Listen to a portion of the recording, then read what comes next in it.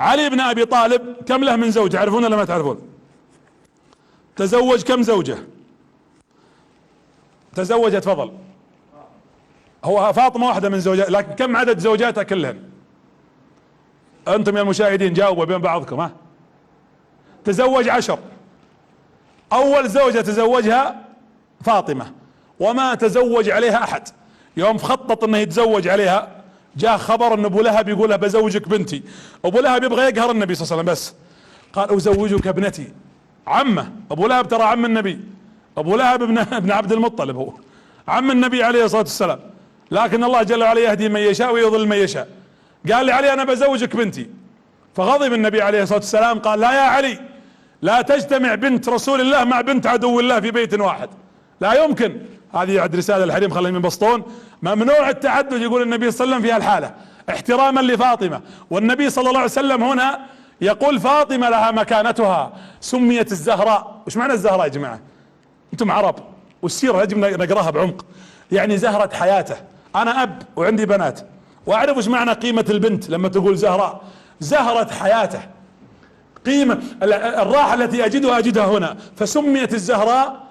وقيل لانها كالوردة كالزهراء من جماله رضي الله عنها، وقيل لانها زهرة حياة النبي صلى الله عليه وعلى اله واصحابه وسلم. طبعا تزوجها فاطمة، اول واحدة تزوجها علي. كم كان عمرها يوم تزوجها؟ بسرعة انا ودي اسألكم لكن ليضيق الوقت. عمرها 18 سنة تزوجها، وعمرها 18 سنة. تزوجها متى؟ قيل بعد غزوة بدر، وقيل بعد غزوة احد، يعني ما بين السنة الثانية الى الثالثة تقريبا في هذا التاريخ. ولما تزوجها عاشت معها تدرون كم سنة؟ قصة فاطمة وعلي اللي يسمعها كم سنة توقعون؟ 7 سنوات ونص. وترى عائشة خديجة او عفوا فاطمة ماتت صغيرة. كم ماتت فاطمة؟ عمرها كم؟ هي ماتت بعد الرسول بكم؟ لا، ماتت بعد الرسول ب6 اشهر. هي يوم دخلت على الرسول وهو يحتضر وقت الموت تقول علمت ان ابي فيه شيء. شلون دريت يا فاطمة؟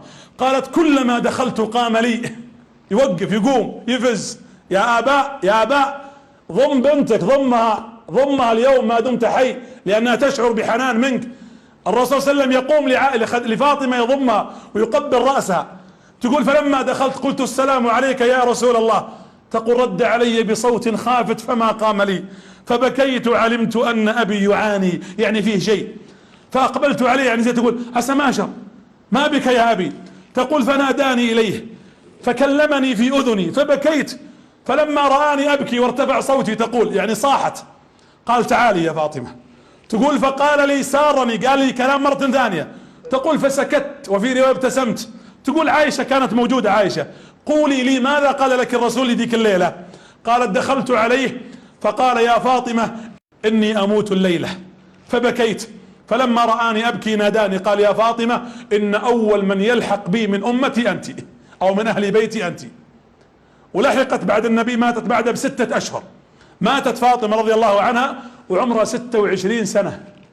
القصة والتاريخ اللي تسمعونه والانجاز يا بنات، ام 40 وال50 واللي اكبر واصغر، 26 سنة. لو نبغى نألف عن فاطمة الان مجلدات، مو في شمائلها، في اعمالها، والله ما استطعنا ان ننجز او ننتهي الى ما فعلت رضي الله عنها وارضاها. شلون تزوجها علي؟ عشان نحرك مشاعركم الشباب للعرس.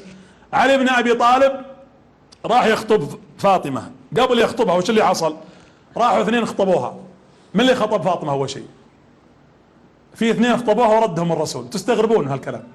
راح ابو بكر دخل على النبي صلى الله عليه وسلم قال يا رسول الله ابو بكر اني اخطب ابنتك فاطمة.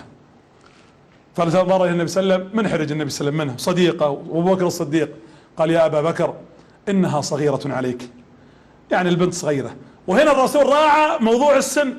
وانا اقول مو بحرام انها تتزوج الصغير الكبير، لكن مراعاة السن، وانا اقول هذا وجهة نظري الشخصية، مراعاة السن، مراعاة الثقافة، مراعاة البيئة مهمة جدا بين الزوجين، لان مشاكل الطلاق اليوم اغلبها من عدم التوافق بين الزوجين.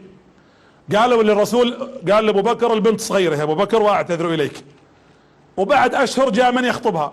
عمر بن الخطاب. هم ليش خطبوها ابو بكر وعمر؟ هم يعرفونها صغيرة، يبغون نسب النبي، يبون القرب اكثر من الرسول. فقال عمر يا رسول الله اني اخطب منك فاطمة. قال انها صغيرة يا عمر نعتذر. ثم جاءت امرأة جارية، لقت علي جالس اعزب، وعلي كان فقير، ابوه كان من وجهاء الناس، وجهاء سمعة وشرف، لكنه فقير ما عنده مال. قالت يا علي لماذا لا تخطب فاطمة؟ قال فاطمة؟ قول يخطب بس لا تقول فاطمة، من يتزوج بنت رسول الله يقول علي. قالت اخطب فاطمة فإن رسول الله يزوجك. قال لها ما عندي شيء، ما عندي شيء ادفعه. قالت اذهب الى رسول الله وسيزوجك. قال ترين هذا؟ قالت والله اني اشوف هذا رأي شديد. يقول علي فرحت لبست الجبة، يعني شخصت زي واحد راح يخطب. يقول يوم دخلت شفت الرسول ما عاد عرفت اتكلم. يقول هبته حتى لم استطع افتح فمي بكلمة. يقول فجلست. يقول قال الرسول ما الذي اتى بك يا علي؟ يقول ما قلت شيء يقول جيت اشوفك بس. يقول فنظر الي النبي فقال يا علي اتيت لتخطب فاطمة؟ يقول قال لي مباشرة. قلت نعم يا رسول الله. قال وما معك؟ وش عندك تدفع لها؟ قال والله ما عندي شيء، والله اني جايين على قولتهم ما معي لا وراي ولا قدامي. قال لها النبي صلى الله عليه وسلم اعلم ان عندك درع، عندك درع موجودة تحارب فيها. قال يا رسول الدرع ما يسوى شيء 400 درهم. قال ائتني بالدرع فهو مهر لفاطمة. هذه رسالة حق 150,000 و100,000، والله نصير بنت ليه بنتنا بايرة. وش بايرة؟ ودافع 50,000 تقول بنتنا بايرة، وش تبين انت؟ يا جماعة خففوا، اقلهن مؤونة اكثرهن بركة. علي بن ابي طالب قال له ما عندي 400 درهم او قيمة الدرع 400 درهم. قال له النبي صلى الله عليه وسلم ائتني به وازوجك بها. وراح علي مبسوط وجاب الدرع الى النبي. يوم جاء ليلة البناء. وش ليلة البناء؟ ليلة الزواج، ليلة الدخلة. شوفوا انا ودي اوقف عند العبارة دي. في الشريعة يسمى ليلة الدخلة عندنا على قولتنا تسمى البناء. يا زين جمال الاسلام يا جماعة، والله ان رسولكم ذا عربي فصيح فعلا، والقرآن نزل بلسانه. البناء، وقف مع الكلمة بناء.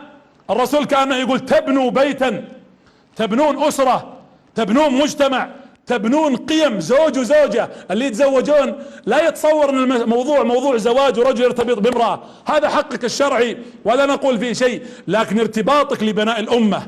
قال في ليلة البناء، وهذا البناء الحقيقي، البناء اللي يبنى على الطاعة. اسم جميل سماه النبي صلى الله عليه وسلم. دخل الرسول ليلة الدخلة وفاطمة مستحية. يقول إن علي رأيت فاطمة تقطر عرقا، مستحية لأنها عذراء بنت النبي صلى الله عليه وسلم. ولما دخل النبي قال لا تفعلا شيئا حتى أعود إليكما. يقول الرسول اصبروا شوي. وطلع النبي وراح توضأ وجاب المويه اللي توضأ فيها. أول ما دخل نضح في وجهها ونضح في وجهه، ثم قال يا علي قم وضع يدك على جبهتها وعلى رأسها وقل اللهم من يسألك خيرها وخير ما جبلتها إليه وأعوذ بك من شرها وشر ما جبلت إليه، ثم صلي يا ركعتين. يقول الأنصار فدخلنا عليهما نبارك لهم. يقول يوم دخلنا بنشوف الزبرقة والزينة والمظاهر الأثاث. يقول فلما دخلنا الأنصار والله ما وجدنا غير قطعة من حرير ووسادة محشوية بليف وجرة ماء وكوزة حقة التريك على ما قالتهم الفانوس، كانت موجودة في هذا البيت. هذه بنت محمد صلى الله عليه وسلم.